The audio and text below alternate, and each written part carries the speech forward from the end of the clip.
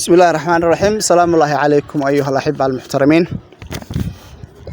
maanta halka waxaan ku soo gudbinaynaa siiqo kamid ah siiqooyinka nabiga calayhi salaatu wassalaam loogu saliyo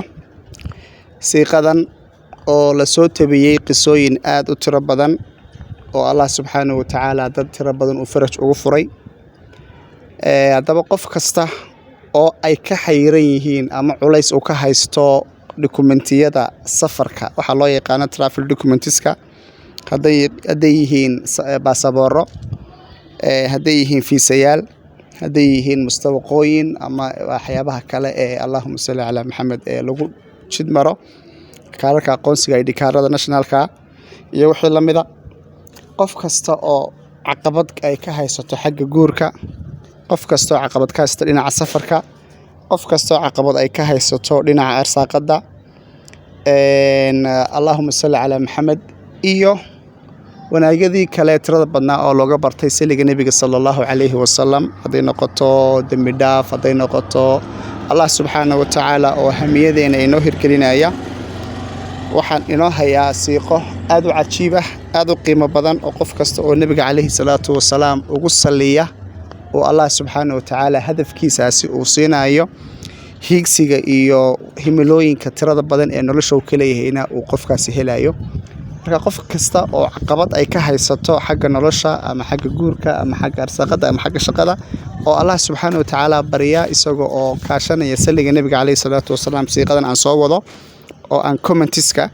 qaybta soo dhigi doono aan ku biin gareyn doono insha Allah xagga u sareysa commentka ka arki doontaan aad iyo aad bay noo anfacaysaa siiqadan waxa loo akhrinayaa markaas qofku markasta oo salaad tukado 20 jeer buu akhrinaya salaad kasta gadaasheeda 20 marka shanta salaadood oo min 20 akhri waa 100 bay noqonaysaa sidoo kale qofku hadii gelinka hore subaxdii uu 100 jeer oran karo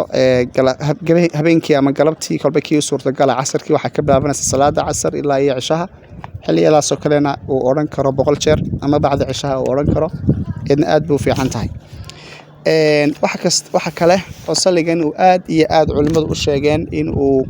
Allah subhanahu wa ta'ala sabab uga dhigo qofka inay ka suusho waxyaabaha loo yaqaan nuxsiga iyo cukusaadka nuxsiga iyo cukusaadku waxyaabaha dadka ka qaada firfircoonaanta iyo kartida inay shaqeystaan waxyaabahaas oo dhan buu Allah subhanahu wa ta'ala kaga suulinaya siiqadu waxay tahay markaa Allahumma salli ala Muhammad adada ma dhakarahu dhaakirun wa qafila an dhikrihi alqafilun اللهم صل على محمد عدد ما ذكره ذاكرون وقفل عن ذكره غافلون